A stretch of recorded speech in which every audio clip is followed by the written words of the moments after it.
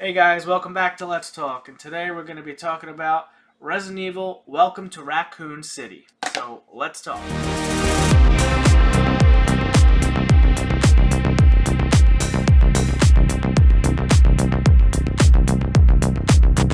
November 24th, 2021, we got Resident Evil Welcome to Raccoon City.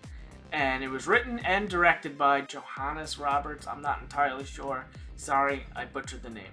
So this movie is based on Capcom's Resident Evil 2 and Resident Evil 3. Now these games take place simultaneously in the timeline. So if you guys aren't familiar with the game, that's basically what happened. So this movie is pretty much a mashup of Game 2 and Game 3. And that is how they should be played as well. So Claire Redfield was played by Kayla Scodelario. Again, these names. Anyway, so I think that was a pretty good casting. I think she did a pretty good job as Claire.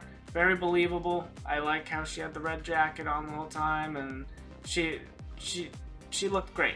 I think she did a very good job portraying Claire. Now Chris, on the other hand, played by Robbie Amell. He wasn't that believable. He's more of a tactical, I don't know the word I'm looking for. He's more of a tactical leader.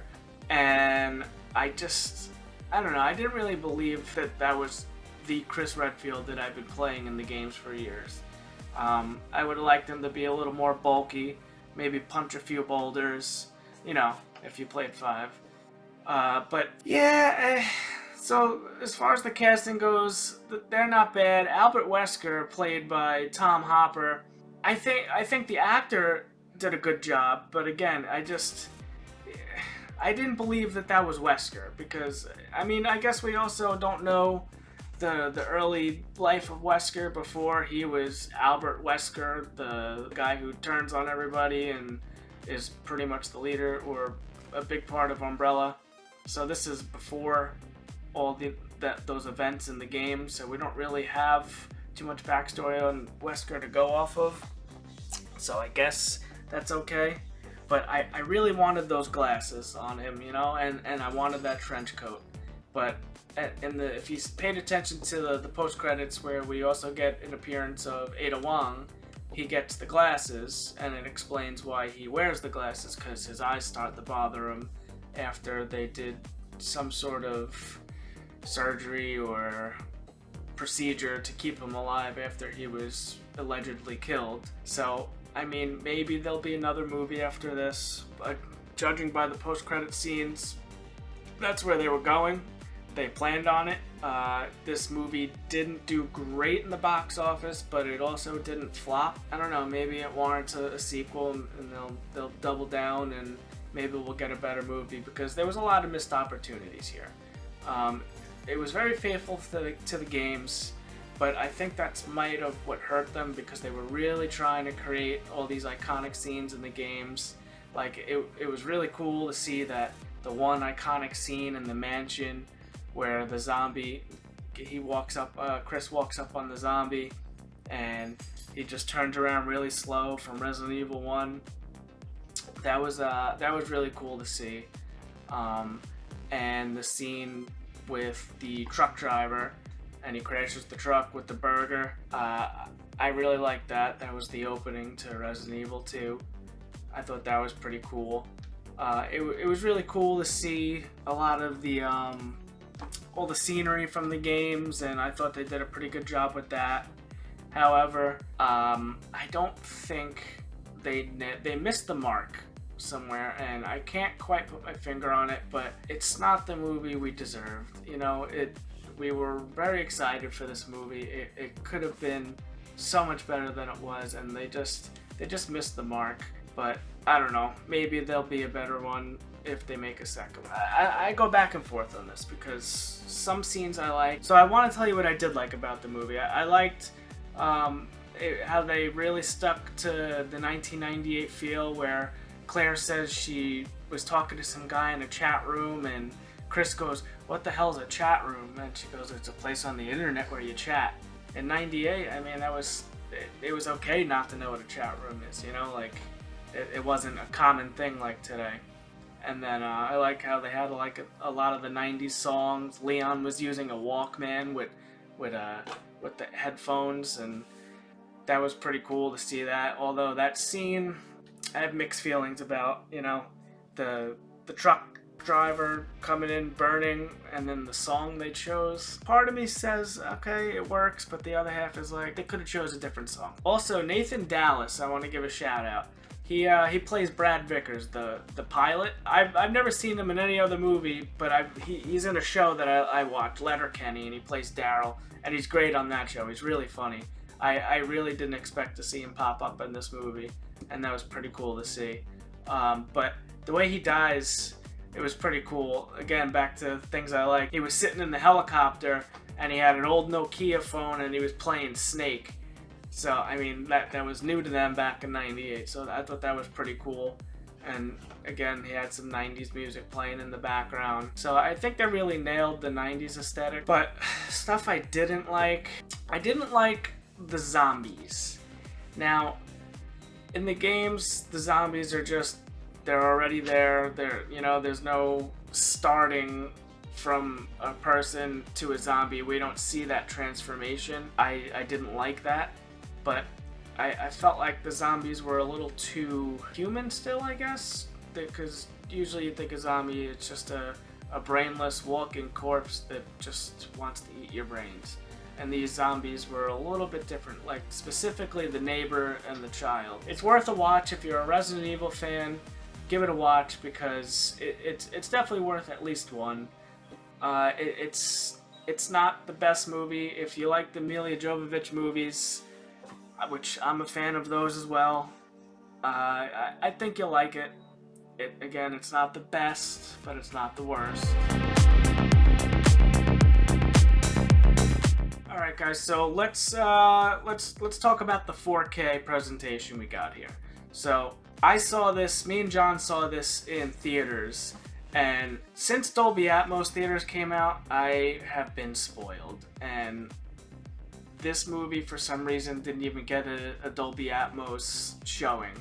And so we had to see this in the old-fashioned theater. And the sound wasn't great, and the screen was even worse.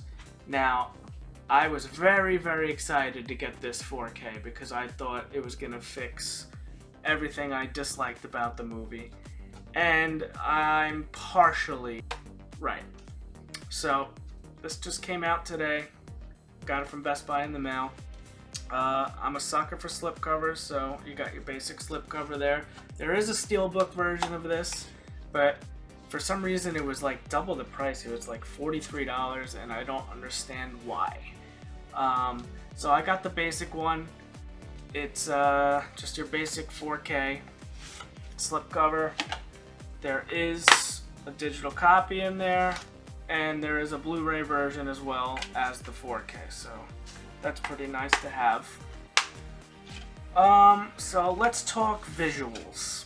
So the theater didn't look great, and I was like, alright, hopefully this gets a 4K release and it'll clean it up.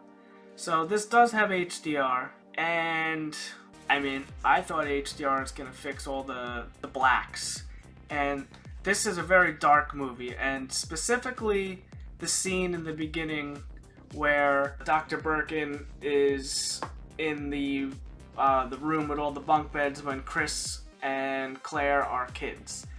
And that is a very dark scene, and I have an LG OLED TV, so I should have by far the best blacks and HDR picture.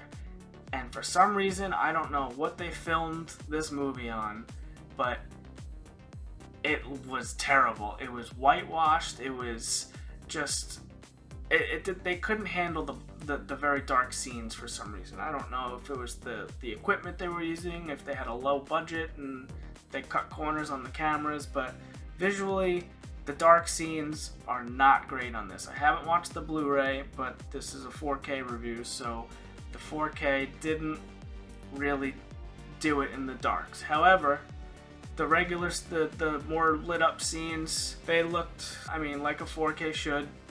Sony did put this out. This is a Sony Pictures 4K, so I expect, because when I first saw the Sony thing come across the screen in the beginning, I was like, alright, this is going to be good, because Sony usually puts out top quality 4K discs. And for some reason, I feel like they phoned this one in. However, it does have a Dolby Atmos track, and I think that's where this shines. Now, I just previously upgraded my sound system to the Sonos, and this movie sounded incredible. Let me tell you, Dolby Atmos, any Dolby Atmos track is usually amazing, but this one in particular, I think this is where they put their money, was the sound. The sound was great on this. This was, I don't know if I would say reference quality, but it was fantastic. The Dolby Atmos for sure was the selling point on this, so I don't feel too bad about having the 4K on that. And I'm assuming the 4K is going to be better than the Blu-ray anyway, so I guess this is probably the best version that we can get of this movie, unless there's a new scan down the road, which I highly doubt. So it is what it is. Not the best 4K visually, but the Dolby Atmos kind of makes up for it, because 10 to 15 minutes of scenes in this movie is what suffers in the dark, and then everything else is lit well enough where it will look like a normal 4K and be okay, be watchable. Other than that, there's a couple special features on there which were pretty cool. There's maybe an hour's worth of special features. There was a little mini documentary about how they wanted to basically nail the video games, and they wanted to stay true to the games and pretty much put a one-to-one into the movie. Like in particular that one scene with the zombie that in the white coat, and then he turns around very slow. So they wanted to nail that. And the liquors, they wanted to make sure they had every detail right with all the enemies to stay pretty faithful to the games, which they did. And then there was another one about the making and behind the scenes and some of the action scenes of the movie, a little behind the scenes little snippet in there for you. And then there was one more special feature about the zombie. So there's a good amount of special features on there for you to enjoy. They're all on the 4K disc. So in closing, the movie itself, I think I would give a 6.5 out of 10 to the film itself. And the 4K release, I would have to give it a 7.5. And the only reason I rate it that high is because the Dolby Atmos on here is, again, it's incredible. The visuals, I was very upset with the dark scenes, but the other scenes aren't as bad. They look fine, but those dark scenes they suffered for some reason. So overall, I think it's worth a watch. Try to catch it on sale. You know, I wouldn't run out and go pick it up right away unless you're an ultra fan. Alright guys, so I just want to thank you for making it this far into the video, and we've been promising digital code giveaways.